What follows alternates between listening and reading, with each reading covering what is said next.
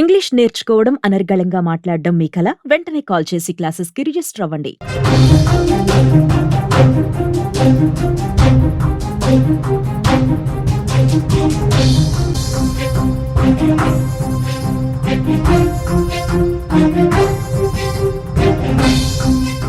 Breaking news చూస్తున్నాం. ధర్మస్థల జరగనున్న 8వ రోజు తవ్వకాలు నేడు 12, 13 స్పాట్స్ లో తవ్వకాలు జరగబోతున్నాయి.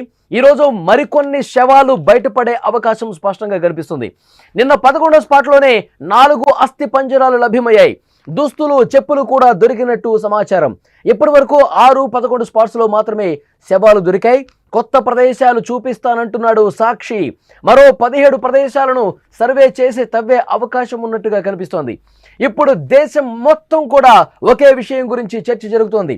ధర్మస్థల సామూహిక ఖననాల మిస్టరీ కేసులో అవశేషాల వెలికితేత ఈ రోజు కూడా కొనసాగబోతోంది. సిట్ అధికారులు చేపట్టిన తవ్వకాలు ఈరోజు 8వ రోజుకు చేరుకున్నాయి.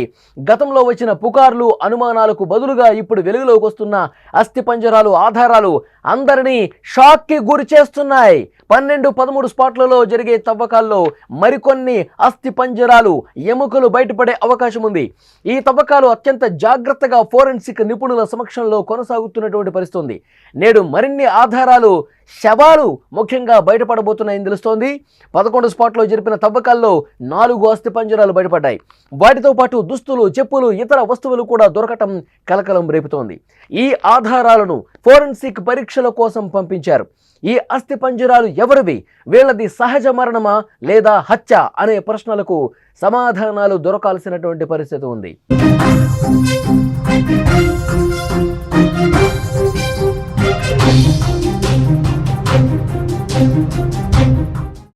ఇప్పటి వరకు 6, 11 స్పాట్స్ లో మాత్రమే శవాలు దొరికాయి. మిగిలిన ప్రదేశాలలో ఎలాంటి ఆనవాళ్లు దొరకలేదు. అయితే ఇప్పటి వరకు దొరికిన అస్థిపంజరాలు, అవశేషాలు అన్ని కూడా ఈ కేసులో కీలకంగా మారబోతున్నాయి.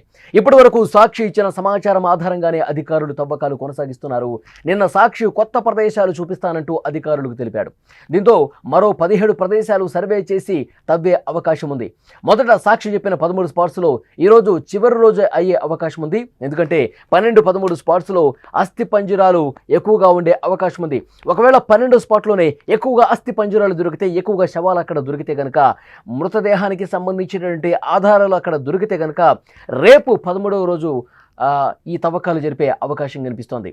ఒకవేళ అందరూ కనుక దీని మీద ఎక్కువగా చాలా ఆసక్తి చూపిస్తూ ఉన్నారు, ఉత్కంఠ అయితే ఎక్కువగా కనిపిస్తుంది. ఎందుకంటే 11వ స్పాట్లో పెద్ద మొత్తంలో అక్కడ ఎముకలు దొరికేసరికి, 4 అస్థి పంజరాలు బయటపడేసరికి ఇక 12, 13 అత్యంత కీలకంగా మారుతుంది.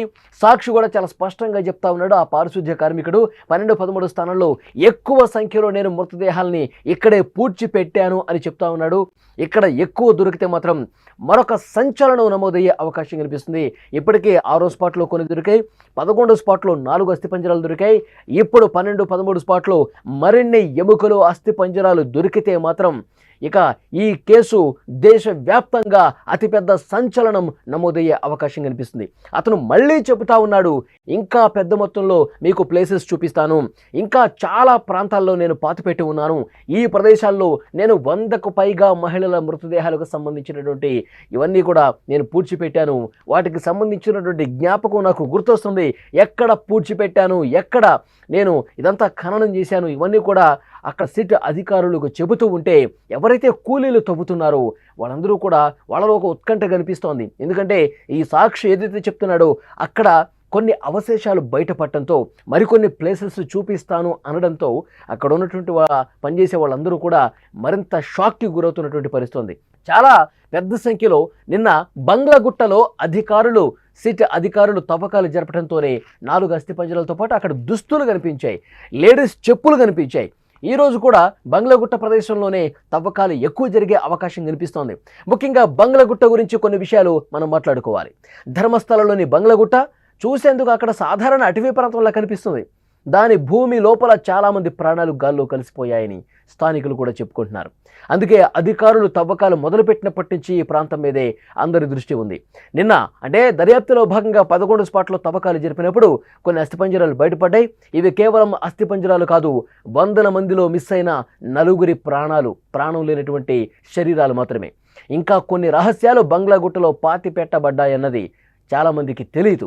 ఈరోజు కూడా బంగ్లా గుట్టలో తవ్వకాలు కొనసాగే అవకాశం ఎక్కువగా కనిపిస్తుంది. మరికొన్ని శవాలు బయటపడితే ఈ కేసులో ఎలాంటి భయంకరమైనటువంటి నిజాలు వెలుగులోకి వస్తాయనేది కూడా అందరూ షాక్ అవుతున్నటువంటి సిచ్యువేషన్ ఉంది. విజువల్స్లో మీరు చూస్తున్నారు, బంగ్లా గుట్టకు సంబంధించినటువంటి దృశ్యాలు మీకు కనిపిస్తున్నాయి. 12వ స్పాట్ 13వ స్పాట్ అత్యంత కీలకంగా మారబోతోంది. నిన్న పెద్ద సంఖ్యలో అక్కడికి ఉప్పు బస్తాలు కూడా తీసుకెళ్లారు. ఎప్పుడైతే 4 అస్థి పంజరాలు కనిపించాయో, 4 అస్థి పంజరాలకు సంబంధించిన అవశేషాలు దొరికాయో, అక్కడ పెద్ద మొత్తంలో ఉప్పు బస్తాలను తరలిస్తున్న పరిస్థితి. ఎందుకంటే ఆ ఎముకలు దొరికినటువంటి అవశేషాలు భద్రపరచడానికి అక్కడ పూర్తిగా అవి కుళ్ళిపోకుండా, మరింత స్మెల్ రాకుండా, వాటిలో ఉన్నటువంటి DNA గుర్తించడానికి వీలు కల్పించాలంటే త్వరగా చెడిపోకుండా ఉండేందుకు ఈ ఉప్పుని వాడినట్టుగా తెలుస్తోంది. వెంటనే ఆ భద్రపరిచినటువంటి అవశేషాలు 4 అస్థి పంజరాలకు సంబంధించిన అవశేషాలన్నీ కూడా ఫోరెన్సిక్ ల్యాబ్కి పంపించినట్టుగా తెలుస్తుంది. ఈరోజు మరింత కీలకంగా తవ్వకాలు ఉండబోతున్నాయి. 12, 13 స్థానాల్లో ఈరోజు తవ్వకాలు చేస్తారు. 12వ స్పాట్లో ఎక్కువ మొత్తంలో ఎముకలు దొరికితే మాత్రం ఇంకా 13 స్పాట్కి వెళ్ళడానికి కొంత టైం తీసుకునే అవకాశం కనిపిస్తుంది. రేపు 13 స్పాటు తవ్వే అవకాశం ఉంది. అయితే అతను చెబుతా ఉన్నాడు, ఇంకొన్ని ప్రదేశాలు నేను చూపిస్తాను, ఇంకొన్ని ప్రదేశాల్లో మీరు తవ్వితే గనక మీకు షాకింగ్కు గురయ్యేటువంటి వాస్తవాలు, ఇంకా ఎక్కువ మొత్తంలో మీకు అవశేషాలు దొరుకుతాయి. ఈ 13 నెంబర్ అయిపోయిన తర్వాత మరికొన్ని ప్లేసులు గుర్తించండి, అక్కడ కూడా తవ్వకాలు జరపండి అని చెప్పి సిట్ అధికారులను అతను అడుగుతున్న పరిస్థితి. సిట్ అధికారులు అతను చెప్పింది ఇప్పుడు నమ్ముతున్నారు. ఎందుకంటే 1 నుంచి 5 స్పాట్స్ తవ్వినప్పుడు ఏమీ కనిపించినప్పుడు అతని మీద అనుమానం వ్యక్తం చేశారు. ఇతనికి ఏమైనా మతి భ్రమించిందా, ఇతను సరిగానే చెప్తున్నాడా, లేకపోతే ఎవరినన్నా కక్ష పెట్టుకుని ఈ విధంగా చేస్తా ఉన్నాడా అని చెప్పి అభిప్రాయపడ్డారు, కొంత అనుమానం వ్యక్తం చేశారు. కానీ 6వ స్పాట్లో కొన్ని ఎముకలు దొరికాయి. 25 ఎముకలు 6వ స్పాట్లో దొరికినటువంటి పరిస్థితి ఉంది. అప్పటి నుంచి కొంత అనుమానం పెంచారు. నిజంగా ఇక్కడ ఏదో జరిగింది, ఇతను చెప్తుంది వాస్తవం అని చెప్పి కొంత నమ్మకం కలిగినటువంటి పరిస్థితి ఉంది. ఆ తర్వాత 7, 8, 9, 10 ఎక్కడ కూడా ఏమీ దొరకలేదు.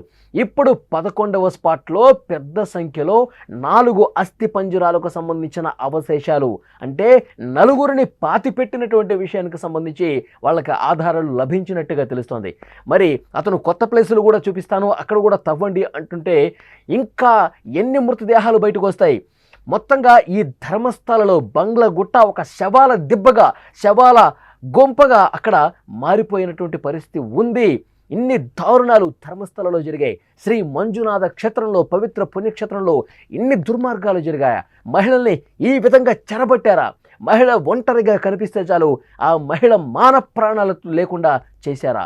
ఇది దేశం మొత్తం కూడా దీని మీదే చర్చించుకుంటున్న పరిస్థితి. మంజునాథుడి క్షేత్రంలో నిర్వాహకులుగా ఉన్నవాళ్ళు ఒంటరి మహిళల్ని, ఒక అనన్య భట్ కావచ్చు, ఒక సౌజన్య కావచ్చు, ఒక పద్మలత, వేదవల్లి 1979 నుంచే ఇక్కడ అరాచకాలు అనేవి కొనసాగుతున్న పరిస్థితి. 1995 నుంచి 2014 వరకు మాత్రం అసలు లెక్కే లేదన్నట్టుగా తెలుస్తోంది.